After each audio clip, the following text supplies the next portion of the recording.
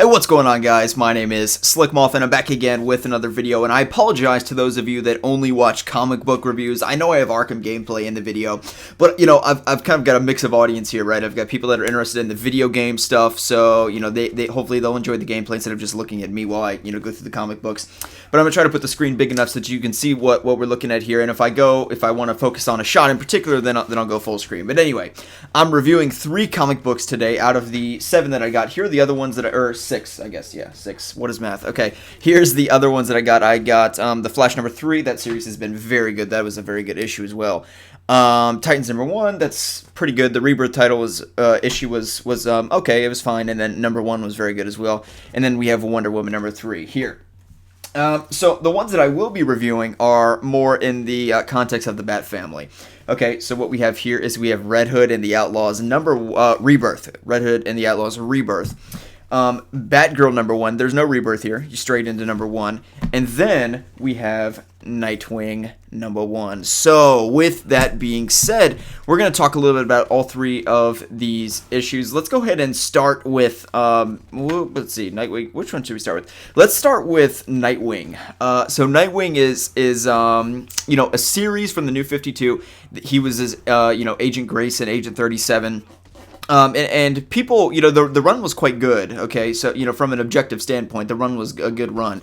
However, people didn't like Dick Grayson as Agent Grayson or as a secret agent. People just didn't buy it, okay? So here he is. He's back as Nightwing. And there's a few pages in here that I just love. I don't want to spoil it for you, but he does come in contact with a certain character that may or may not be on my shirt right here. Okay, so yeah, he does meet with Barbara Gordon in here, and it's the classic comic book Bat family relationship. When I think of like a definitive Bat family love relationship, I don't think of Batman and Talia al Ghul. I think of Dick and Barbara Gordon.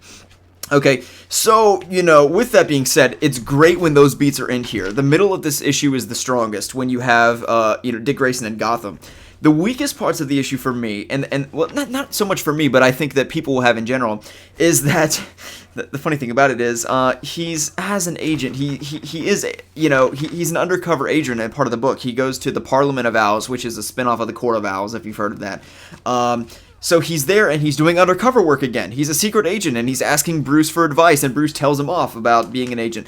So that's going to be a problem for people because people were so vehemently opposed to Agent Grayson, and now that it's over and he's back in blue, he is in blue when he's doing undercover work, but he's still a secret agent. He's a spy under the Parliament of Owls. So I think that's going to be a concern for people that they're not going to like. And I would just say that I certainly enjoyed my favorite parts of the issue. Again, it's not weak. The story is strong throughout. The strong parts of it is the sentimental stuff between where Dick is in the Batcave and he's talking to Barbara Gordon. Those are all the strongest beats of it when he's in Gotham, when Nightwing is in Gotham, and of course I'm sure we're gonna get to Bloodhaven eventually, but here those are the strong beats, and the weak parts are when he's doing the undercover secret work, and that's the stuff that mostly fans didn't like from the New 52 anyhow. So that I think that would be my statement on Nightwing is that 3/4 of the issue is very, very good, and it's just seeing him interacting with Bruce and Damian and Barbara Gordon. That's all phenomenal there. And there's like 2 or 3 pages where it's just Dick and Barbara speaking, and that's a really powerful scene for me as a comic book reader that's such a big fan of these characters, to see them doing that, because I haven't seen that in a very long time in a new issue besides reading back issues. We seldom have seen that. So that's a very powerful thing to see, and I look forward to seeing more of that. That's what I want to see more of, is Dick and Barbara Gordon, and Dick interacting with the rest of the Bat family. So let's move on to Batgirl number 1. Of course, I was anticipating this clearly by my shirt, you could see. And this issue, it was good. It was good. It definitely continues Cameron Fletcher's New 52 run, which started at issue 35. Now, the shirt that I'm wearing is the Gail Simone run, which is issue 1 through 34. And, that's my preference. And just as a general thing, she's wearing purple here. Here she's wearing black. She has purple on the bottom of her cape, but actually Batman and the Rebirth has purple under his cape as well. Like on the, of course it's black on top, but on bottom, like kind of the inner lining of it, it's purple. And you can see it's the same thing here. This is my favorite, suit, and this is the same thing with the Arkham suit. I like that. Black and gold. That's what I like to see Barbara Gordon in. To me, it's just always weird as Batgirl that she wears bright purple. It's like, well, she does the same things as Batman. She hides in the shadows and these sort of things. So, to wear bright purple seems to me just to be kind of, I don't know. It seems like a little over the top for me, or a little bit unbelievable. However, this issue was quite good. And the thing about it is, the first 2 or 3 pages, it's all about the recollection of Burnside. And I never read the run, the Burnside run, 35 through 52 of the issues. So, I don't know what's going on here. She has like a solar power company or something like this. So they're going to need to explain that. They can't just expect that the readers are aware of the New 52 stuff, especially so deep into the New 52. At that point, a lot of readers had already probably jumped off the bandwagon there. So, overall the issue was very good though, and I look forward to what they do with the rest of it. I believe the series is monthly, not bi-monthly.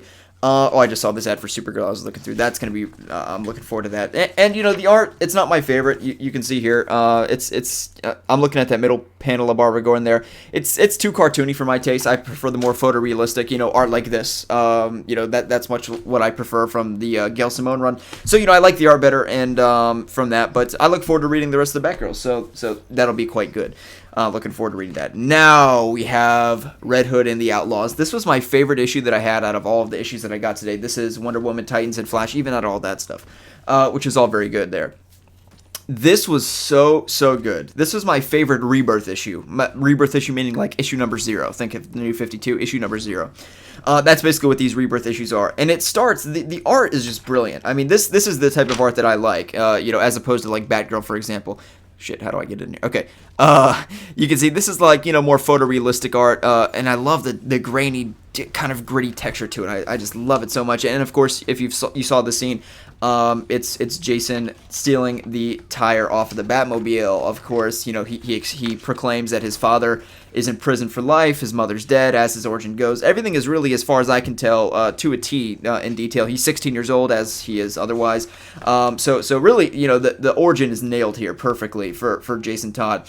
And, really, it says as much about Bruce Wayne as it does about Jason Todd, because here you have this 16-year-old punk thug, stealing, the tire off your Batmobile, and he offers him food. You can see here, "Are you hungry?" That's in the first few pages. He offers him food, and he takes him under his wing. Once again, I'll use that metaphor both literally and figuratively. He takes Jason under his wing. And it really just highlights it, and this page is all about it. It explores Bruce Wayne. He's deeply an empathetic person. He believes in second chances and third chances and even fourth chances for people. And you can see that with the Killing Joke, the Joker, and that's a lot of people's problems with the character, but that's just who he is. And he's vehemently opposed to killing. They explore that in the issue as well. That's the biggest ideological conflict between Jason Todd and Batman, is that Jason Todd he's not so much against that.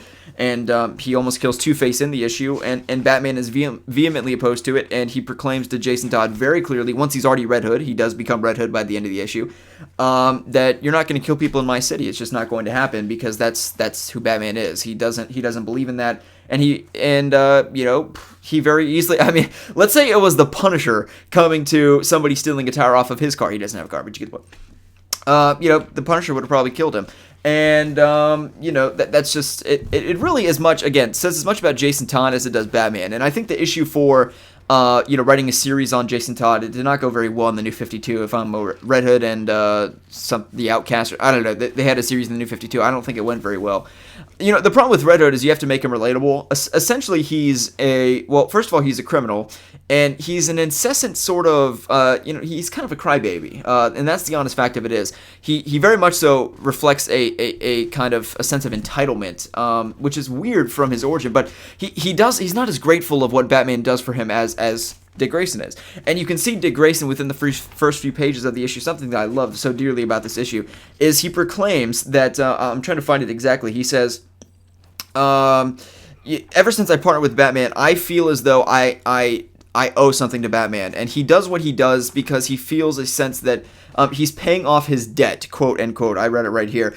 This is what he's talking about. He very much so is so genuinely grateful of what Batman does for him that he feels as though much of what he does for the city of Gotham is not so much a repayance to the people of Gotham, although he has an affinity of just protecting innocent life. Of course, he's just a genuinely good guy. But it's also because he feels a sense of, he feels like he owes Batman. Jason Todd doesn't have this at all. He doesn't have this sort of moral, thanks to Batman. He just doesn't have it. It's that simple. And you can see here, I love this shot. So they're very different characters. Dick Grayson and Jason Todd, even though they're only one apart. The first and the second Robin, very, very different in the way that they grew up. And I guess the path that Batman firmly set in both of them, I would say, is quite identical. Really, they got just about the same training, but they're so very different from an kind of an internal perspective that it really plays off in this issue very well. So again, the big issue of a Red Hood of this series of making a Red Hood book is making Red Hood likable to the audience, and they do it extremely well in this Rebirth issue. This is my favorite Rebirth issue that I've read. Not of all the Rebirth, but Rebirth, the number 0, the actual Rebirth issues, if that makes sense. And it's just so good. And the last few pages, it really, really allows you to empathize with Jason Todd.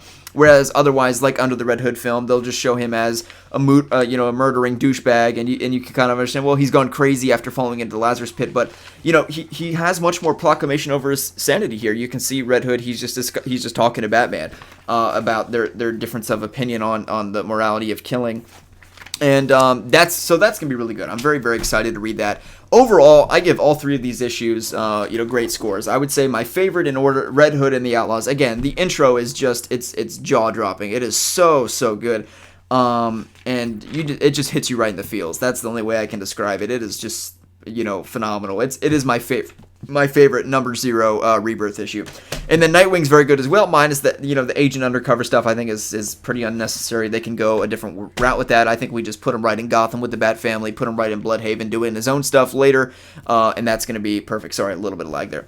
And then we have Batgirl number 1, pretty good, pretty good. Not a huge fan of the art, but I look forward to where that series goes, and maybe we can get a change of direction, just like in the New 52. They started with the Batgirl in black, a little bit darker tone, and then they went for the more fun route. And maybe here in the Rebirth, maybe 20 or 30 issues in, we can turn back to Batgirl in black. So anyway, guys, hope you all have enjoyed the video. If you did, feel free to give it a thumbs up. Let me know your thoughts on all of the Rebirth issues of this week. Are you reading a Rebirth? I hope you are. Let me know your thoughts in the comment section below. My name is Slcmof, and we'll see you in the next one.